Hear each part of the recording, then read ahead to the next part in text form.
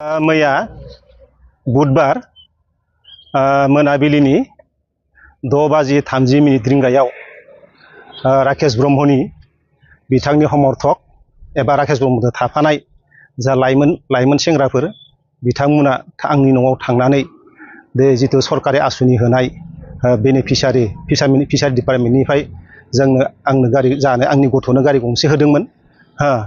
बे गारिखौ जे राकेश ब्रह्मआ जोंखौ थिनहरदो होननानै बे खानैसो सिनाय मोनि बे लाइमोन गथ'फोरा राकेश ब्रह्म थाफानाय बिसोर गथ'फोरा जे आंनिफ्राय जबरदस्ति हिसाबै बे बाइकखौ लानानै फैयो।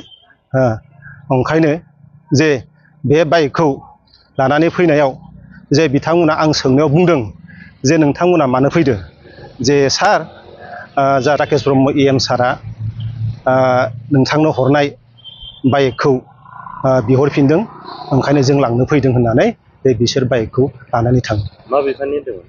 दा बियो ना फिसिनाय मीन पालन बिफाननि। दा बेवहाय बोसोरथामसोनि आवगाय बिथाङा गारिखौ होदोंमोन। जे आंनिल' नङा, जे जायफोरनो होथावथाव बेबायदिनो होदोंमोन बे गारिखौ। ओंखायनो बियो जे आंनि गथ'नोबो गारिखौ नाम खालामनाय होदोंमोन। बे गारिया डाइरेक्ट डिलारनिफ्राय फैदोंमोन, मंगलदैनिफ्राय। बेयो हिर' कम्पानि डिलारनिफ्राय बे गारिखौ हरदोंमोन। जानो हागौ बिथां राकेश ब्रह्मआ गावजों हेफाजाब होयिनि थाखाय एबा गावनि दोलोआव थायैनि थाखाय जे बिथां राकेश ब्रह्मआ जबरदस्ति खालामनानै बे बाइकखौ लांनो थिनहरदो जानो हागौ।